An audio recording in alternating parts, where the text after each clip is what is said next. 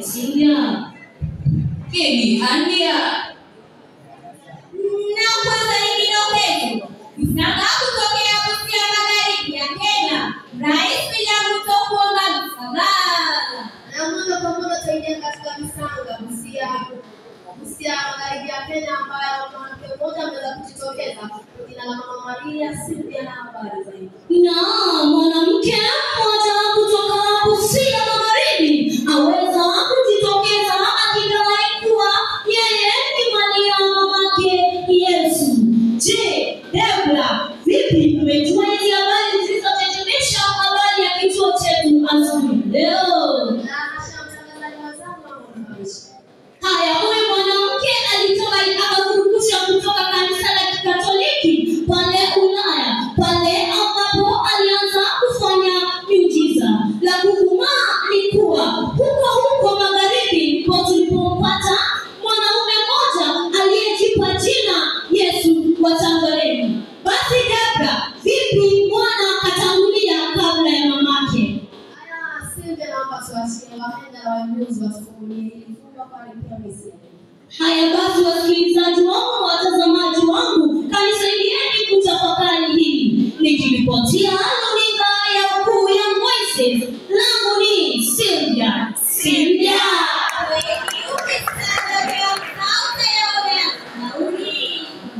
Asante sana Sylvia kwa habari hizo. Rais William Ruto kuomba msamaha nchi ya Tanzania. Naomba na Rais wa Kenya Samia Suluhu. Keni na habari zaidi. Naam.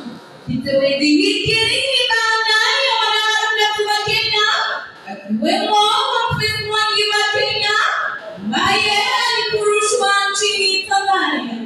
Hatua hii inachukuliwa na rais kutokana na michango waliotoa mitandaoni. Dhima ya wananchi wa Kenya ya mateso milio mateso. Ikiripotia runinga ya Ukuu Young Voices imeandika langu ni Kelly.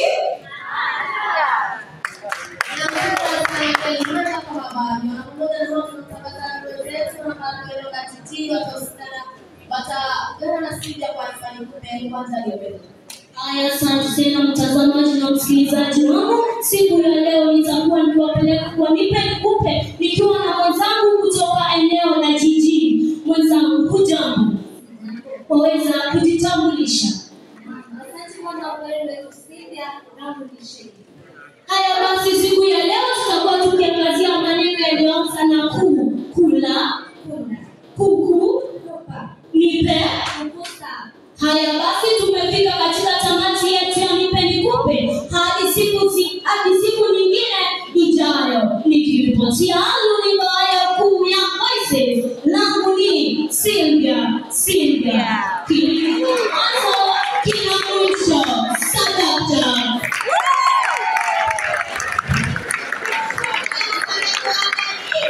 Tumefikia tamati za habari zetu za leo. Kwa mapokezi zaidi waweza kupitia tovuti yetu ya www.ukuu.ke au waweza kupiga namba yetu ambayo ni 070700.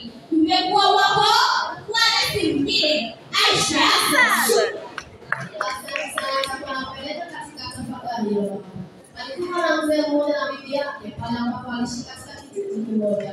Bibi huyu na mwanawake wake mtoto, na siku moja bibi yake akaweza kujaliwa kuwa na ujauzito pale ambapo bwana huyu alitarajia huyu kujifungua mtoto wa kijana, ambapo wakati mke wake aliweza kujifungua mtamanio yake aliweza kupiga mwamba pale ambapo mama huyu aliweza kujifungua mtoto msichana. Na mzee huyu alipanga ni jinsi gani atakayemua mtoto huyu, maana matamanio yake ilikuwa bibi yake ajifungue mtoto kijana.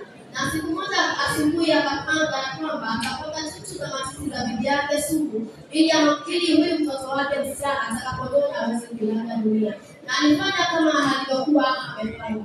Asubuhi moja mafundi ng'ombe aliamka na kwenda kazini kama ilivyokuwa desturi yake, na kurudi jioni akakuta wanakijiji wameweza kukusanyika kwake na kuuliza ni nini. Akaambiwa ni jirani yake mwanaume amekutwa kwa nyumba yake ameaga dunia. Na utafiti ulipofanyika ilisemekana kuwa jirani huyu mwanaume ameweza kuuawa na sumu. Tafakari.